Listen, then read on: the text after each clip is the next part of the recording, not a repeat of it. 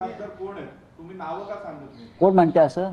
तुम्ही का नाव सांगत? सांगू ना, मी असं म्हणालो की जो फोटो मी दिलेला आहे त्याची चौकशी करा. प्रफुल्ल लोढा नावाचा व्यक्तीचा फोटो आहे.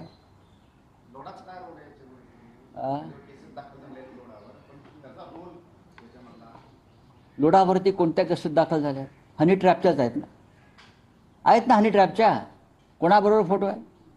आणि याची सूत्र जामनेरमधून हल्लेली आहेत. याची सूत्र जामनेर, जळगाव, नाशिक, मुंबई आणि दिल्ली, आणि ज्यांनी त्याला वापरलं ते हनी ट्रॅपमध्ये सापडले स्वतः. एकनाथ खडसे यांची मुलाखत घ्या या विषयावर अगदी पुराव्यासह.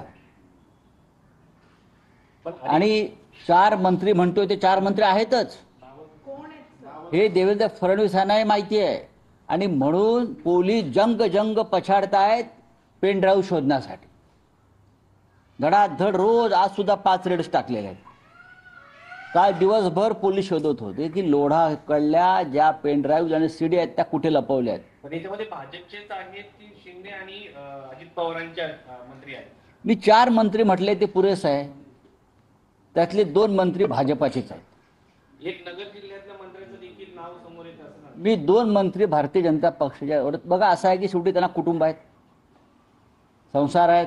आपण त्या पातळीवर जाऊन या मताजमी आहे. आणि बाकीचे 2 उर्वरित वगैरे.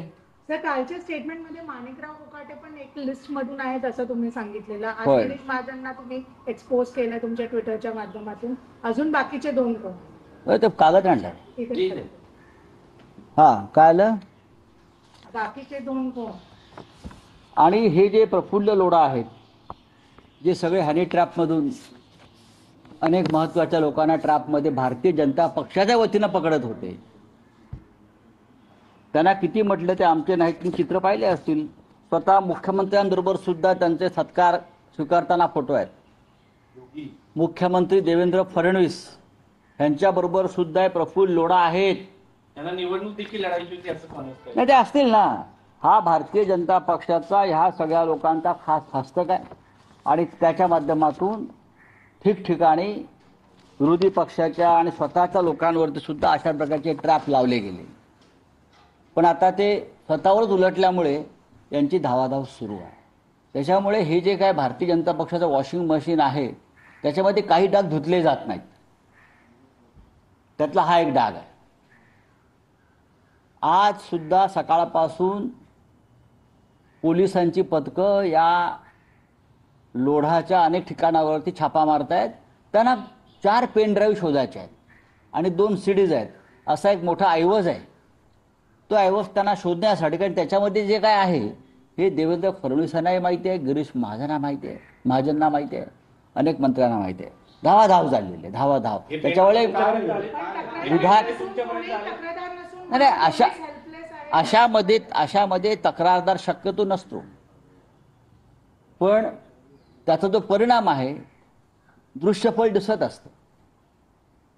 संबंधित व्यक्ती, संबंधित सरकारचे लोक हे कशा प्रकारे ब्लॅकमेल करतात त्याचा वापर करून. पण आता स्वतःलाच ब्लॅकमेल केलं जात आहे.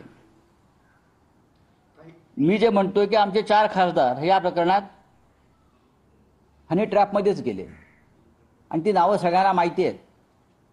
4 तरुण खासदार हे याच प्रकारच्या हनी ट्रॅपमधून आमच्याकडून पळून गेले. बाकी ईडी, सीबीआय, तपास यंत्रणा, भ्रष्टाचार या गोष्टी वेगळ्या, पण ते गेले.